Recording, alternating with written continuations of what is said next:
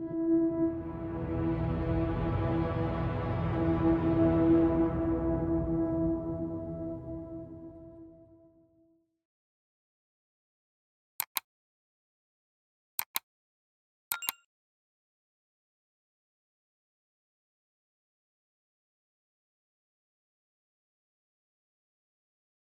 was the road nobody drove unless they had to.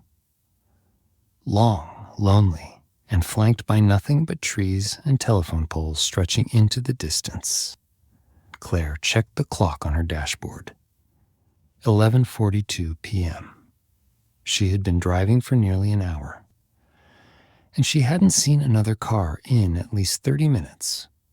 Claire tried to let the music on the radio soothe her, but nothing could keep her mind off the fight she had with her sister over a guy she met at a bar. Claire's sister brought the guy home. They hooked up, and that was it. Claire knew she should not have reacted so harshly toward her baby sister, hooking up with a random dude at a bar. But she could not help it. Hooking up with somebody you just met is dangerous, after all. She checked the clock again. Midnight. The minutes seemed to rapidly melt away on this road. How long was it anyway? Claire sighed and relaxed in the driver's seat. Maybe she had overreacted. Maybe she had been too harsh on her sister. But still, how could she just go home with someone she didn't know? Had she learned nothing from the stories they grew up on? Lost in her thoughts, Claire almost didn't see him. A man stumbled onto the road, waving frantically, his clothes torn and covered in blood.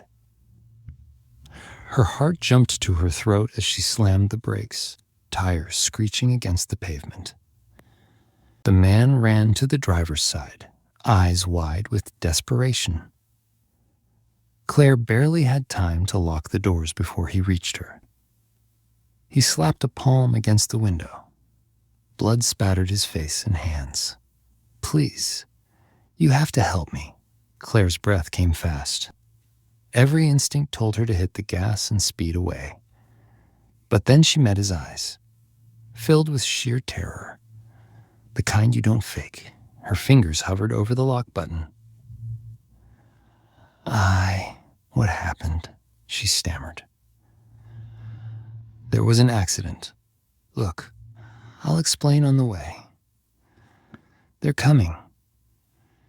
His head whipped around toward the darkness behind him. "Please, just let me in and just drive. Please." Claire cleared her passenger side seat from the loose mail and trash that had accumulated and looked back at the man. He had a soft grin, his lips quivering with feigned patience. "Come on, please." His lips quivering with feigned patience. "Come on, please." His hands fondled something in his pocket. Suddenly, headlights flared in her rearview mirror. A police cruiser relief washed over Claire, so fast she almost laughed. "Oh, thank God," she muttered, unlocking the door. "The cops are here. They'll help you." The man went pale.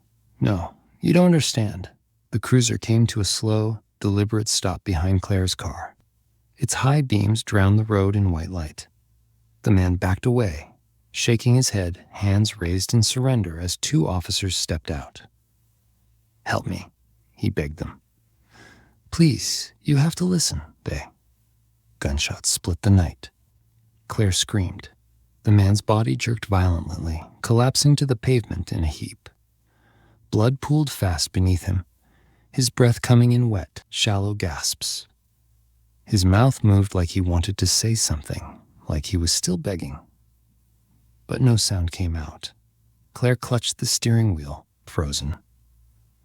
One of the officers holstered his gun. The other nudged the man's body with her boot before turning toward Claire's car. "Step out of the vehicle, ma'am," the officer ordered. Her hands were shaking. Claire's stomach twisted. She looked at the man's still body, then at the officers, their faces blank, unreadable.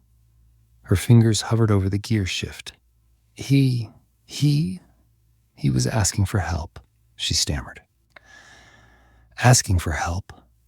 The officer closest to her stepped forward, his expression firm but calm. Ma'am, I understand this is a lot, but I need you to step out of the car. You're safe.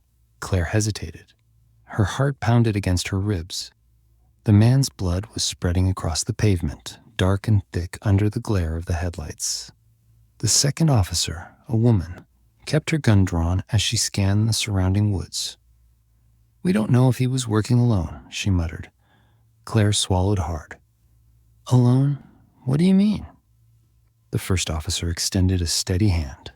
Please, step out of the car, and I'll explain. Shaking, Claire reached for the door handle and slowly pushed it open. The officer guided her a few steps away from her car, positioning her between himself and the cruiser's headlights. You're in shock, he said gently. But you need to listen carefully. That man wasn't asking for help. He was setting you up.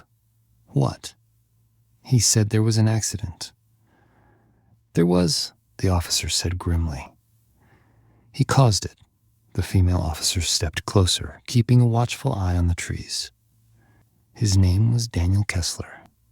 Escaped from a psychiatric hospital 3 days ago. He's been hitchhiking and attacking women on back roads just like this one. Claire's stomach churned. He's done this before, the officer said, cutting her off gently. 4 times. 2 women never made it home. The last one managed to escape. She told us the same thing. He acted terrified, desperate. But once she let him in, he shook his head. She barely survived. Claire's knees went weak. She turned back toward the man's crumpled body, the pool of blood glistening under the flashing red and blue lights. Oh my God, she whispered. The female officer holstered her gun. You did the right thing, staying in your car, she said. If we'd been just a minute later. She didn't finish. She didn't need to. Claire wrapped her arms around herself, her body trembling. The male officer gave her a reassuring nod. You're safe now. Claire let out a shaky breath. She had almost invited a killer into her car, and she would have never seen it coming.